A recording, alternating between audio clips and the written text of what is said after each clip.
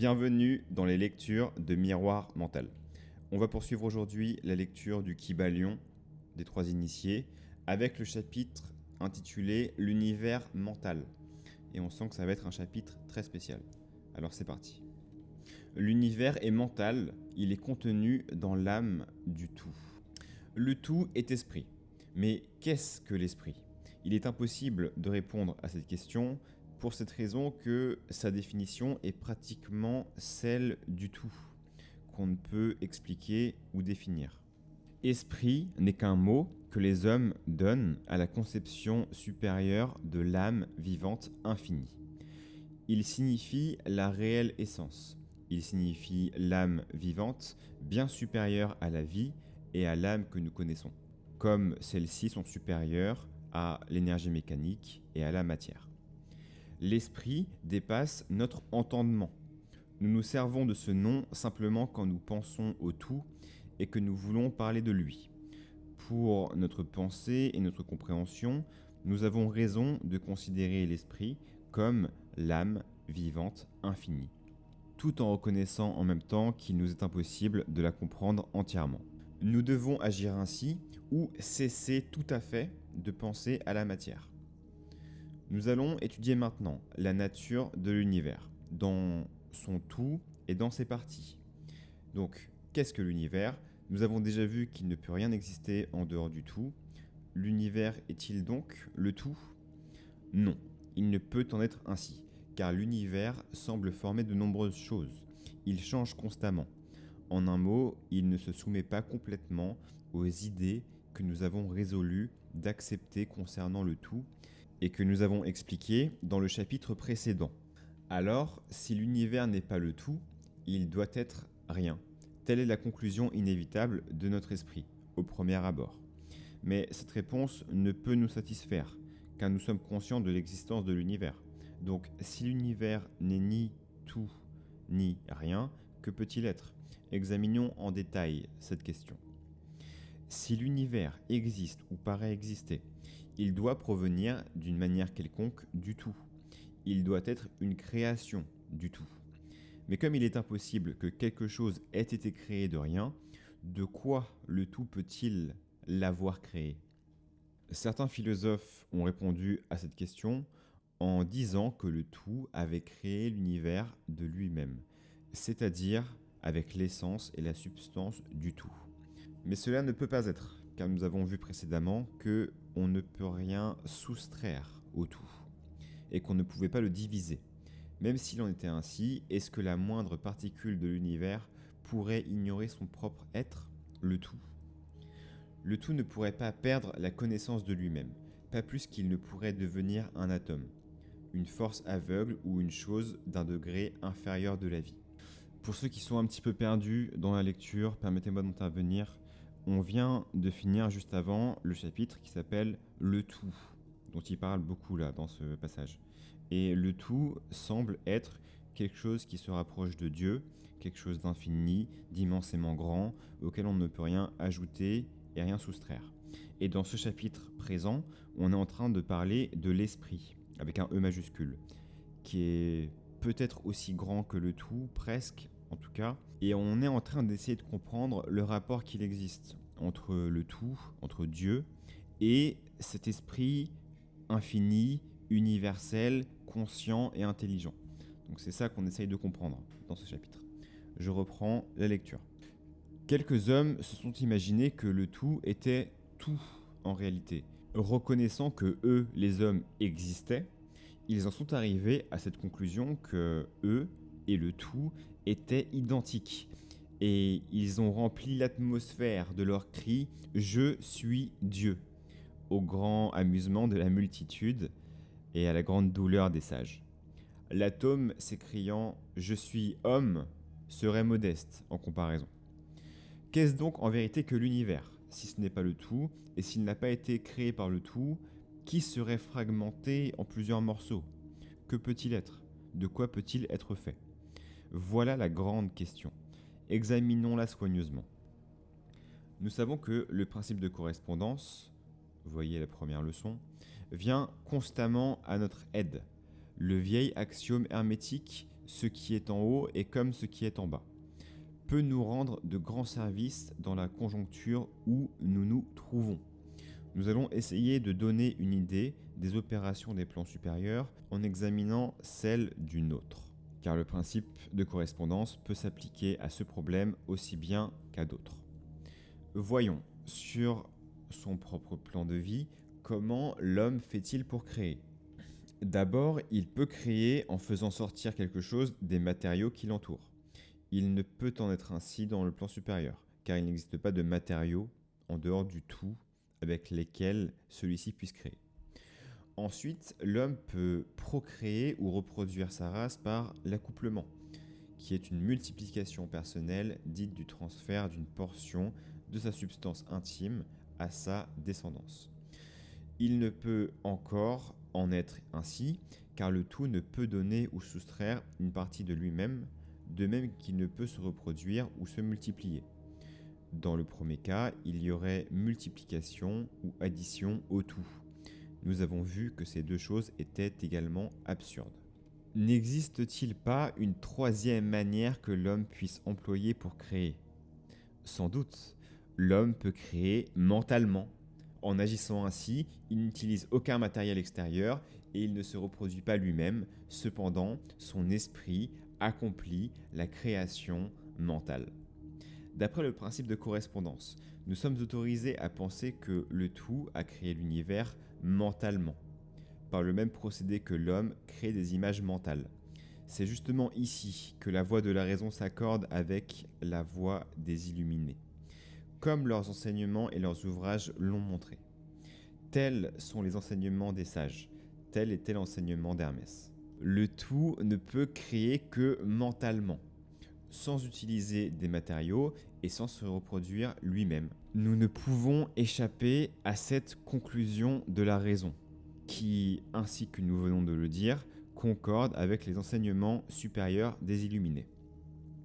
De même qu'il vous est impossible, à vous, mon élève, de créer un univers dans votre mentalité, de même le tout peut créer l'univers dans sa propre mentalité. Mais votre univers, à vous, est la création mentale d'un esprit fini, tandis que celui du tout est la création d'un esprit infini. Ils sont tous deux d'espèces semblables, mais ils diffèrent infiniment en degrés. Dans la suite, nous étudierons plus complètement le processus de création et de manifestation. Mais dès maintenant, il faut imprimer fortement dans votre esprit ceci. L'univers et tout ce qu'il contient est une création mentale du tout. Réellement, sans le moindre doute, tout est esprit. Le tout crée dans son esprit infini des univers sans nombre qui existent pendant des milliers de siècles. Et cependant, pour le tout, la création, l'évolution, le déclin et la mort d'un million d'univers ne paraît pas plus long qu'un clignement de paupières.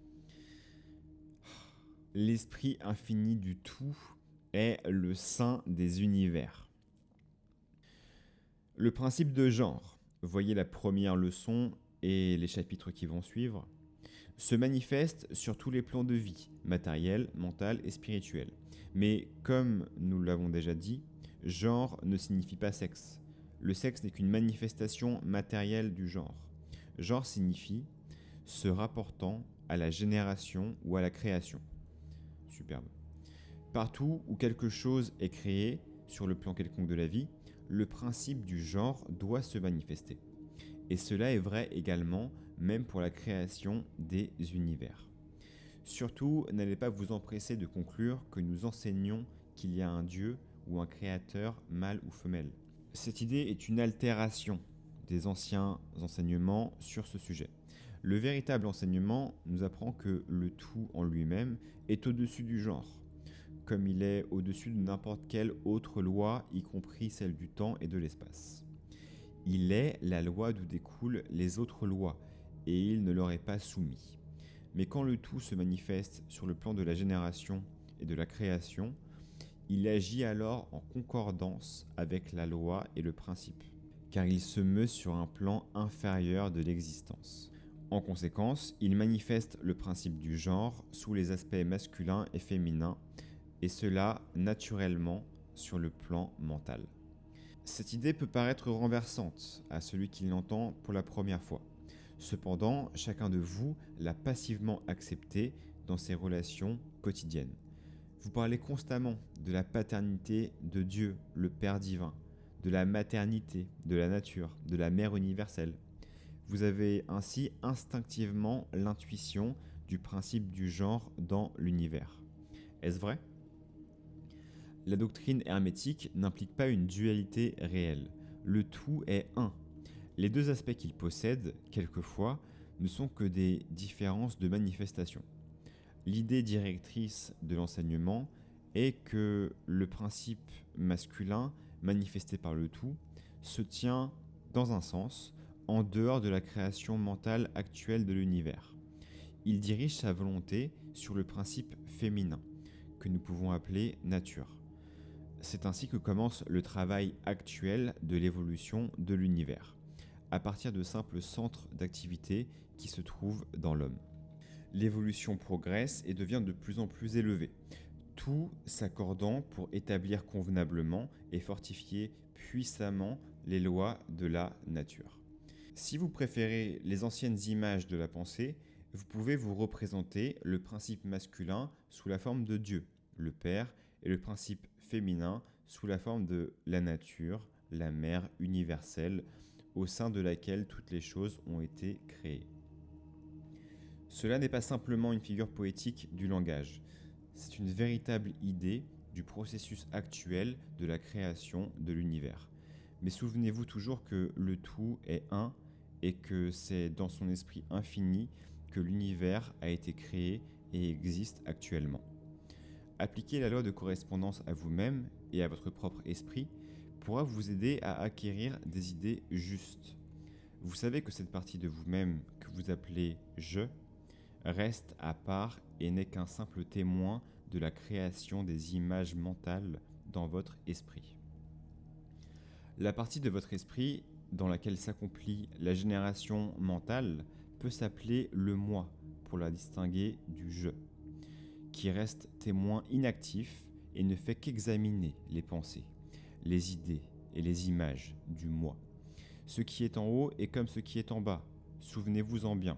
Les phénomènes qui se produisent sur un plan de la vie peuvent être employés à résoudre les mystères des plans supérieurs et inférieurs.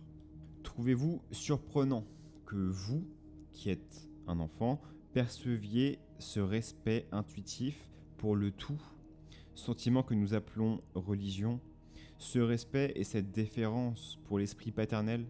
Trouvez-vous surprenant que lorsque vous considérez les travaux et les merveilles de la nature, vous soyez saisi d'un sentiment violent qui a ses racines profondément enfoncées dans votre être le plus intime? C'est l'esprit maternel que vous pressez tendrement contre vous comme un enfant sur votre poitrine. Ne commettez pas l'erreur de supposer que le petit monde que vous voyez autour de vous, la Terre, qui n'est un simple grain de sable dans l'univers, est l'univers lui-même. Il y a des millions et des millions de mondes pareils, qui sont infiniment plus grands encore. Il y a des millions et des millions de semblables univers qui existent au sein de l'esprit infini du tout. Et même dans notre système solaire, il existe des régions et des plans de vie beaucoup plus supérieurs aux nôtres et aux êtres auprès desquels, pauvres mortels aveugles, nous sommes comme des animaux informes et gluants qui reposent sur le lit de l'océan. Il existe de ces êtres qui possèdent des pouvoirs et des attributions bien supérieures à ce que l'homme a toujours rêvé de voir en la possession des dieux. Et cependant, ces êtres n'ont existé qu'une fois, comme vous, puis ils ont dégénéré. Vous deviendrez aussi puissant qu'eux, mais vous vous perfectionnerez toujours et ne dégénérerez jamais. Telle est la destinée de l'homme, comme l'enseignent les illuminés. La mort n'est pas réelle, même dans le sens relatif du mot. Ce n'est que le berceau d'une nouvelle vie. Vous monterez plus haut, toujours plus haut, vers des plans de vie plus élevés et toujours supérieurs. L'univers est votre patrie, et vous explorerez ses retraites les plus cachées avant la fin des temps. Vous habitez dans l'esprit infini du tout. Vos possibilités et vos facultés sont infinies à la fois dans le temps et dans l'espace. Quand viendra la fin du grand cycle des siècles, quand le tout attirera de nouveau en lui la plus infime de ses créations, vous partirez joyeusement, car vous serez alors capable de comprendre cette vérité que vous allez être un avec le tout. Ainsi parlent les illuminés, ceux qui ont déjà bien avancé dans la voie. Pour l'instant, restez calme et confiant. Vous êtes garanti et protégé par le pouvoir infini de l'esprit paternel et maternel. Au sein de l'esprit paternel et maternel, les enfants mortels sont chez eux. Il n'existe personne dans l'univers qui soit sans père ni mère.